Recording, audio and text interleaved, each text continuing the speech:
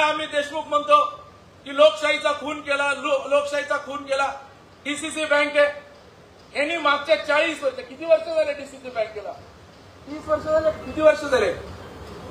40 वर्ष झाले। 40 वर्ष लोकशाहीचा खून केला जातोय। तसे पुरावे द्यावं, ही बँक शेतकऱ्यांची बँक आहे। त्या बँकेमध्ये 100 रुपये असतील तर 80 रुपये त्यांच्या घरामध्ये कर्ज वाटप केलेलं आहे। मांजराला दिलेलं आहे, जागृतीला दिलेलं आहे, अॅग्रोचे कोणतंही एक नवीन देश अॅग्रोला दिलेले आहेत। हे कर्ज वाटप शेतकऱ्यांचे पैसे जमा करून स्वतःच्या संस्थेला देण्याचं काम 80% पेक्षा जास्त हे पैसे त्यांनी स्वतःच्या संस्थेला वाटप केलेले आहेत। आणि राजा, माझी विनंती आहे, तुम्ही सरकारमध्ये ह्या लोकांना जे अवॉर्ड दिलेत ना, सहकारची चांगली बँक चालवली म्हणून, कशाची बँक चालवली यांनी स्वतःच्या घरं चालवले, त्यांचे स्वतःचे कुटुंब चालवले। ही डीसीसी बँक कर्ज देत असताना, पाटील साहेब आपल्याला माहिती आहे, कर्ज देत असताना शेतकऱ्याचं डिपॉझिट आपण कट करतो का नाही? किती? 20%।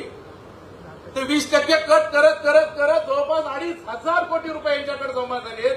ते कुठे गेले याचा प्रश्न हे देखील आता आपल्याला येणाऱ्या काळामध्ये बघावं लागणार आहे।